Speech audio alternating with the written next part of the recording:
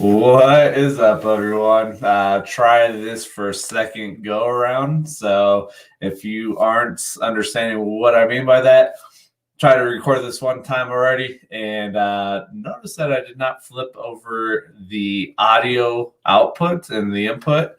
And so, having to record this again, which is okay. Taking imperfect action. So, this is Scott Brent with the High School and Beyond podcast.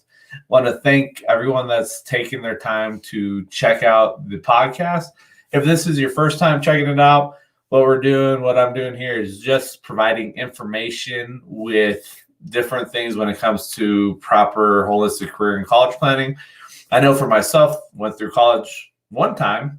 I went through college twice, but the first time I went through, if I would have known what I know now, it would have been a little bit easier. And so just wanted to share this information with others.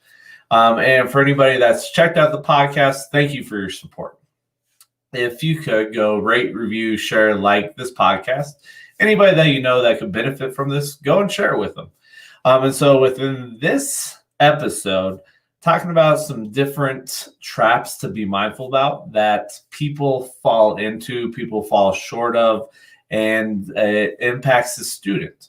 Like I said, sometimes college isn't for everybody. So still working with students and families that help the student make the most informed decision. Because I tell people, every choice you make has consequences.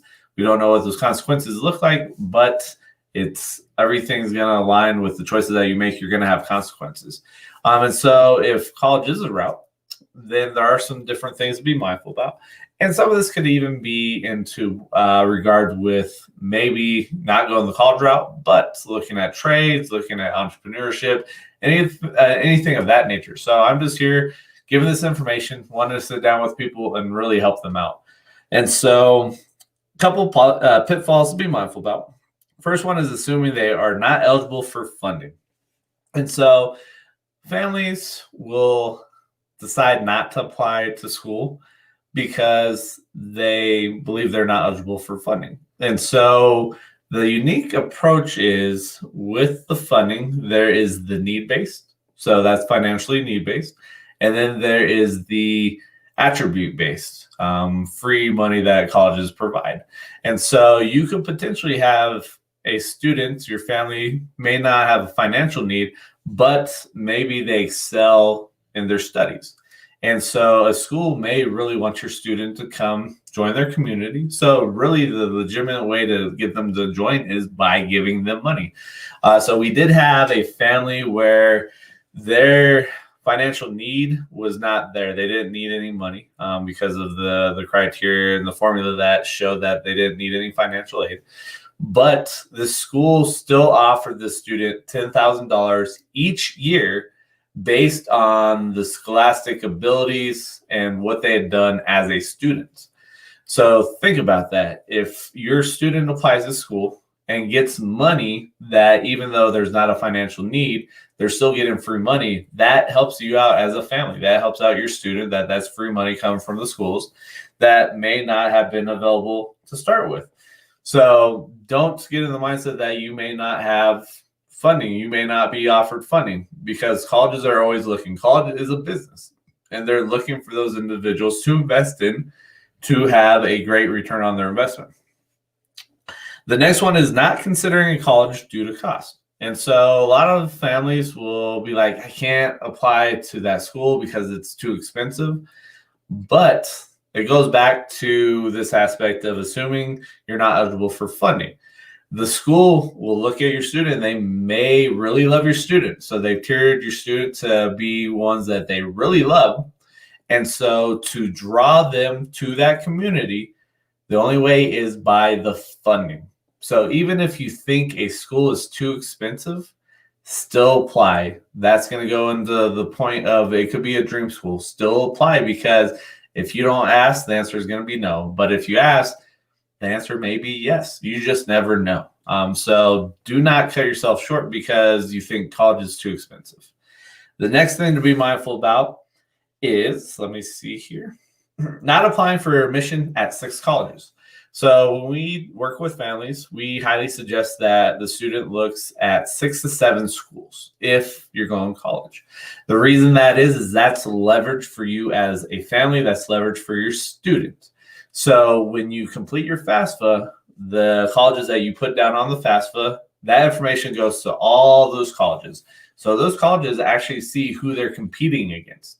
And so if they really want your student, the only way to get them away from their competitor is by offering a great funding package.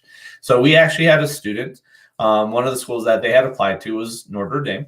After they did the formula, the target gift aid, free money from the school, was $4,000. The cost of attendance for Notre Dame at the time was $57,000 a year. And so the school offered the student scholarship money, which is the free money.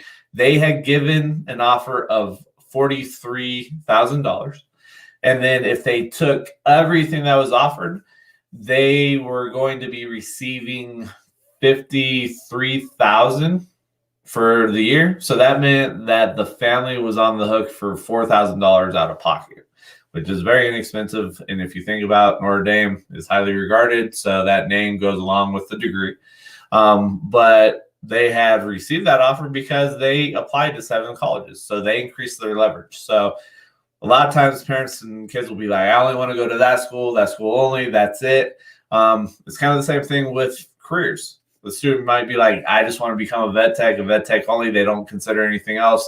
They don't go do research until the last year of high school, see what a vet tech really does. And then they're like, no, that's not for me. I can't stand blood. I don't like seeing animals in pain. And so it's very encompassing for everything. So be mindful about applying to 6 to 7 schools. Don't cut yourself short. And then the last aspect that we have to be mindful about is not immediately accepting all offers of funding. And so when we work with families, we tell the families that when you receive that funding offer from the schools, accept everything. That doesn't mean you're going to take everything, but that locks that money into play. Because what happens is if the school doesn't hear back from you, or you come back and you're like, I'm only going to take this, whatever you don't take, that school's going to take back, throw it back into their coffer, and then offer it to another student. So that's why you want to lock it into play, because if you have to appeal, that money's been locked into play, so you have the wiggle room to add to it. So we had a student where they had appealed the offer. The school went and adjusted the loans that were being offered. They took $2,000 off the loans. That $2,000 that they took off the loan, they actually created a tuition or grants program. And the new grant that was on the new amended funding package was the $2,000 that was taken from the loan.